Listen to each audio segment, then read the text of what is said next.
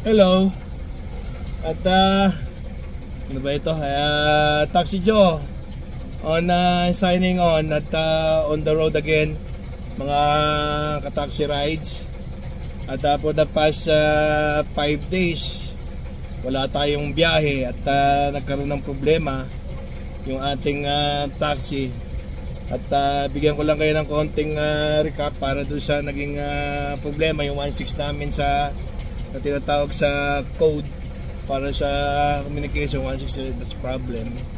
Yung naging problema na na-encounter ko yung oil filter bracket na nagkaroon ng leak.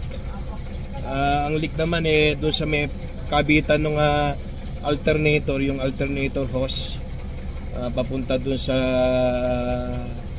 bracket, oil filter bracket papunta doon sa alternator. So binaklas natin yon, we try at nag-DIY na naman si Taxi Joe, but that's my first time to to take out yung ganong klaseng bracket, oil filter bracket. Hindi mas, pero sabi ng mga kasamahan ko na sa taxi, lalo na sa mga adventure, yung 4056 na engine, usually talaga nagkakaroon ng problema yung ano na yon, yung oil filter bracket na yon, doon mismo doon sa kabitan ng hose papunta doon sa alternator, kasi aluminum yon, hindi katulad ng bakal na yun, tamang-tamang higpit lang yon. Pero yung itong sa aking case, wala na. Ang naging problema naman pagdating ko dito sa bahay, okay naman, nakabiyahe ako na nung nakaraan, so 5 days na akong hindi nakakabiyahe dahil nga doon.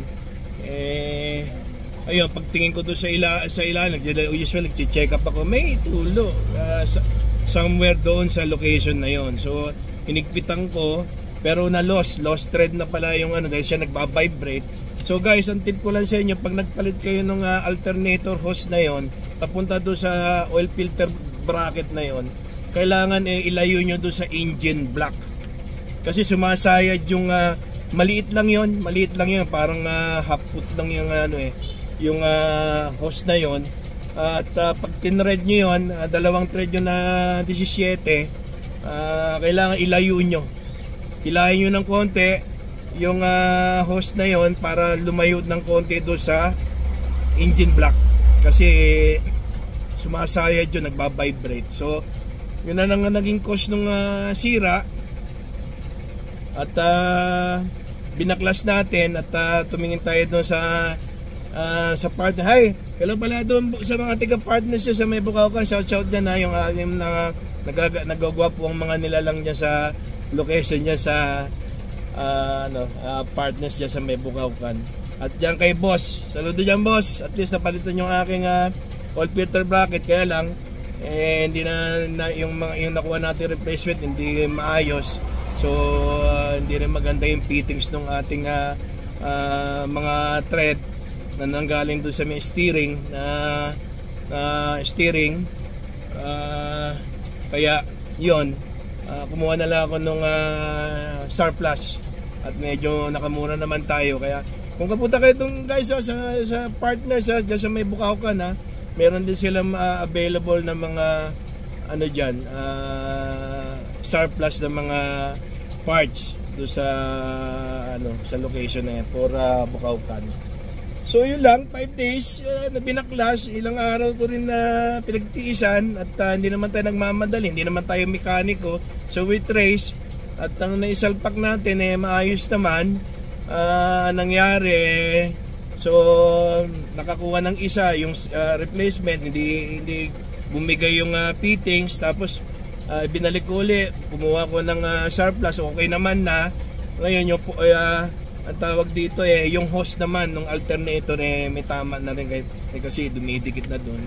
Namang bumigin na, medyo matagal na. So napalitan na. Kanina lang, hindi ko na binidyo at medyo wala akong kasama kasi sa Kaya shout din doon sa partner ko yung magandang nila lang diyan na napakabait at napakamalaking tulong sa akin kay Taxi Joe, si RJ Suarez, yung aking best friend at yung aking partner dito sa 99 dito sa bahay. So malaking bagay sa akin yung tao na yan. RJ maraming salamat sa iyo yan tol. 146 at andito na at okay na ako at makakabiyahe na tayo for our work. At ito na, sabi ko mukhang mayroon ng kumakaway-kaway dun sa banda. Palabas pala ako ng garahe dito guys at para hindi ko na makalimutan. At likewise kay boss pasensya na at wala tayong magagawa. Boss, shout dyan sa'yo dyan at gumastos ka na naman. Hindi natin pwedeng iteka yan at mas lalo naman tayong hindi makakabiyahe kundi natin aayusin. Yung sabi mo sa akin na kumuha na lang ng mekaniko, pumunta naman tayo doon sa mga wala namang available na pwede mag-service para dito sa bahay. At napakalaki ng charge nila pagka i-home service yung sasakyan para ipagawa. Kaya much better talaga kung kaya pang ibiyahe, ibiyahe nyo yung sasakyan at papunta doon sa mga auto repair shop, mas makakamura kayo. Pagka home service, ka-rides, I'm not recommended kasi kung yung kailangan lang talaga na hindi na talaga maitakbo, okay lang, doon kayo magpa home service at magpa-service. Yun lang ang aking may sasuggest sa inyo. Talagang mahal ang kanilang charge doon sa usually na sinisingil nila para doon sa mga ordinary na dinadala natin sa repair shop yung ating mga sasakyan. Yun lang. So yun lang guys, yun lang mga ka-taxi at dito na at magbibiyahe na ako at magde-delta na. See you then para doon sa ating vlog mamaya at hintayin nyo lang. Pasensya na at ngayon lang ako ulit nakapag-upload for our video.